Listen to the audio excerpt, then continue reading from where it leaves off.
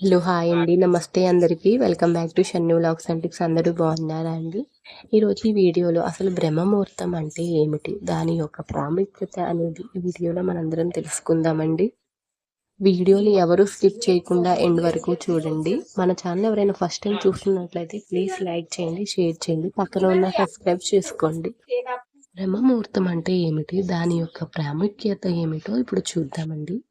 పురాతన వేద సంప్రదాయాలు మరియు ఆచారాల గురించి మాట్లాడేటప్పుడు బ్రహ్మముహూర్తాన్ని తరచుగా సృష్టకర్త గంట అని పిలుస్తారు. బ్రహ్మముహూర్తం అనేది తెల్లవారుక ముందు ఒక సమయం.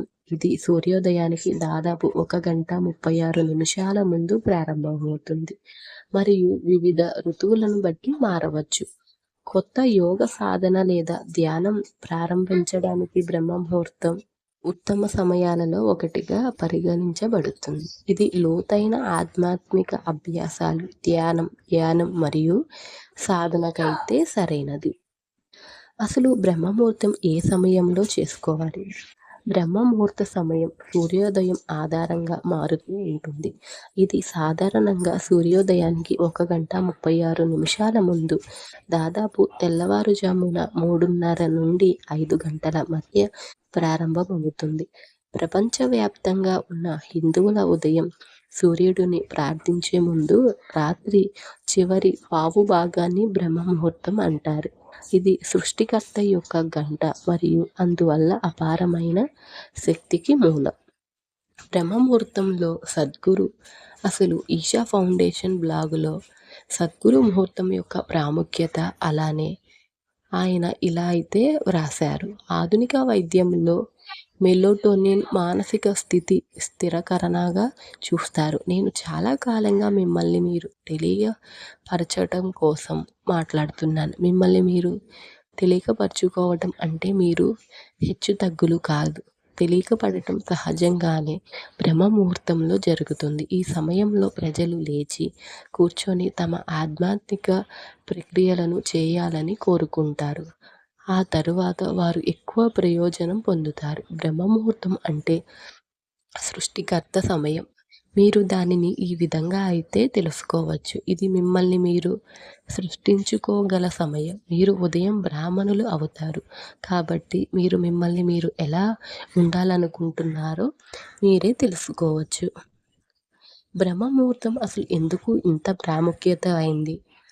బ్రహ్మముహూర్తం మీ జీవితాన్ని, అది కూడా మంచిగా మార్చే శక్తిని కలిగి ఉంటుంది. ఇది కలిగి ఉన్న ఆధ్యాత్మిక స్వచ్ఛతకు మరియు ప్రశాంతమైన నిర్మలమైన పరిసరాల కారణంగా ప్రజలను ఎలా ప్రశాంతంగా ఉంచగలదో ప్రజలకు మరియు అసభ్యకులకు చాలా ముఖ్యమైనది. బ్రహ్మముహూర్త సమయంలో ప్రశాంతమైన వాతావరణం మరియు శక్తులు సాధారణలకు ఉత్తమమైనవని నమ్ముతారు.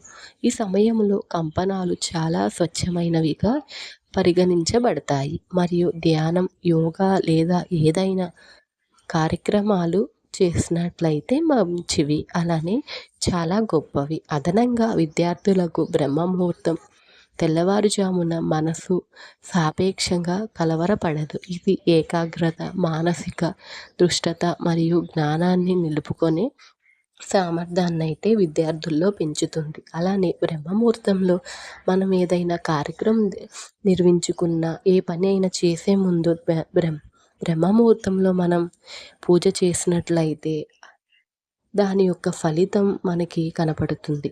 బ్రహ్మముహూర్తంలో మేలుకోవడం వల్ల కలిగే ప్రయోజనాలు. బ్రహ్మముహూర్త సమయంలో మేల్కోవడం వల్ల కలిగే ఉత్తమ ప్రయోజనాల్లో ఒకటి ఏకాగ్రత సామర్థ్యం పెరగటం. మీ చుట్టూ ఉన్న వ్యక్తులు నిద్రపోతున్నప్పుడు ఈలలు లేదా పగుళ్ళు రాకపోవడంలో మీ మనసు చేతిలో ఉన్న పనులపై బాగా దృష్టి పెట్టగలదు. కొత్త పుస్తకం చదవటం, కొత్త ఆశయం సాధారణ చేయడం లేదా మానసిక ప్రశాంతత కోసం నిశ్శబ్దంగా ధ్యానం చేయడం వంటివి చేయవచ్చు. మనసు సహజంగా ప్రశాంతంగా ఉంటుంది మరియు పరధ్యానం లేకుండా ఉంటుంది. ఇది చేపట్టిన పనులలో మెరుగైన దృష్టి మరియు ఉత్పాదకతకు సహాయపడుతుంది. అతి తక్కువ అంతరాయాలు. బ్రహ్మముహూర్త సమయంలో వాతావరణ ప్రశాంతంగా ఉంటుంది బాహ్య ఆటంకాలు తక్కువగా ఉంటాయి. మీకు పని అవసరం లేదు. వంటగదిలో వంట లేదా శుభ్రపరచడం జరగదు. అలాగే స్వరాలను మ్యాచ్ చేయడానికి మీరు తప్పనిసరిగా ఇయర్‌ఫోన్‌లయితే ధరించాల్సిన అవసరం కూడా లేదు. పరధ్యానాలు లేకపోవటం వల్ల వ్యక్తులు మీ సాధనలకు స్వీయ ప్రతిబింబాన్ని లోతుగా పరిశీలించడానికి లేదా లోతైన ఏకాగ్రత అవసరమయ్యే ఏదైనా కార్యాచరణకు చేయడానికి అనుమతిస్తుంది. అపారమైన శక్తి పొందటానికి బ్రహ్మముహూర్త సమయంలో విశ్వశక్తులు గరిష్ట స్థాయిలో ఉంటాయని పురాణాలు చెబుతున్నాయి.